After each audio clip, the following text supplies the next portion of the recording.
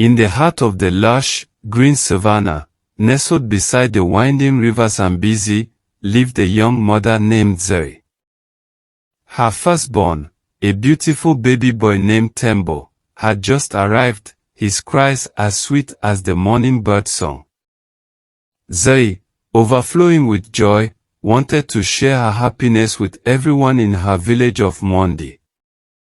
Mwondi, like many villages, believed in the importance of community. A newborn was a gift to all, a symbol of continuity and hope. It was customary for villagers to visit new mothers, to offer blessings and hold the baby, sharing in the joy. Zoe, eager to embrace this tradition, welcomed everyone who came to her hut, allowing them to cradle little Tembo. One day, a traveler named Choka arrived in Mwondi. Choka, weary from his journey, carried a hidden illness, a fever that burned within him. He was drawn to the sound of Tembo's cries, a sound that reminded him of his own distant childhood. He approached Zoe's hut, his eyes filled with longing. Zoe, seeing his apparent gentleness, welcomed him, placing Tembo in his arms. Choka held the baby, his feverish breath falling upon Tembo's delicate skin. He smiled, a fleeting moment of solace in his discomfort, and then continued on his way.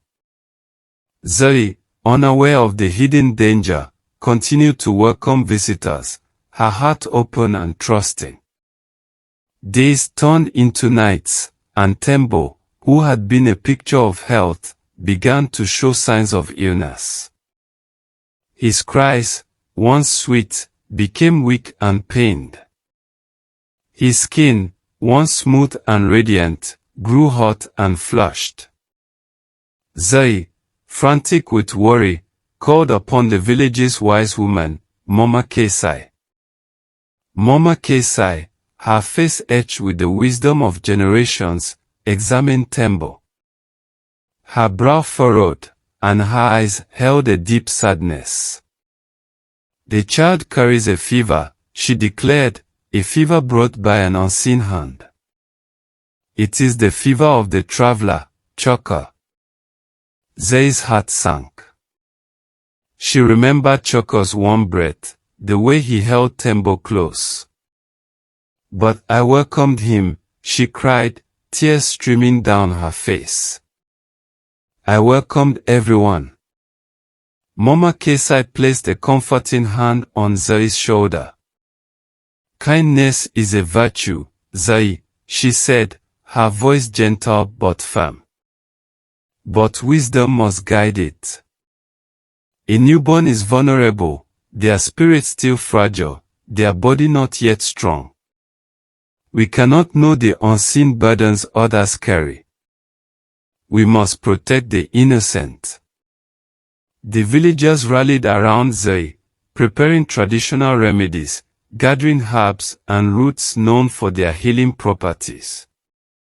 Mama Kesai, using her knowledge of the body and spirit, prepared a special poultice, a blend of sacred leaves and river clay. She chanted ancient prayers, invoking the spirits of the ancestors to heal Tembo.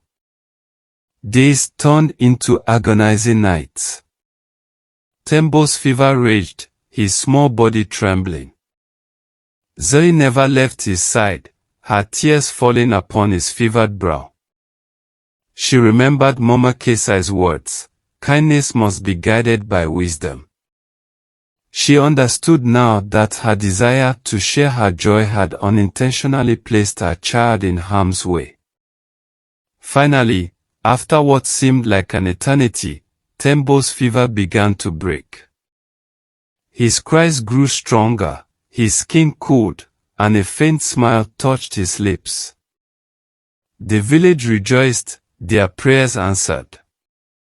Mama Kesai, her eyes filled with relief, spoke to the gathered villagers. Tembo has been spared, she said, her voice resonating with ancient wisdom. but this lesson must not be forgotten. A newborn is a precious gift, a delicate flower. We must protect it from the unseen winds, the hidden dangers. We must not allow just anyone to touch a newborn, for we do not know what they carry, what unseen burdens they bear. Zoe, holding Tembo close, nodded in agreement. She had learned a painful but valuable lesson. From this day forward, she vowed, I will protect my child, and all children, with wisdom and care. I will share my joy, but I will also guard against unseen harm. The story of Tembo spread throughout the region, a cautionary tale whispered from village to village. Mothers learned to balance the joy of sharing with the responsibility of protection. They understood that welcoming a newborn into the world was a sacred act, one that required both love and discernment. They learned that while community is important, that the well-being of the newborn is paramount. That not all people who mean no harm, do no harm, and that a mother's primary responsibility is to her child. They also started to teach the children about hygiene, about washing their hands and avoiding contact with those who were ill. They taught them about the importance of respecting the boundaries of others, of not touching a newborn without the mother's permission.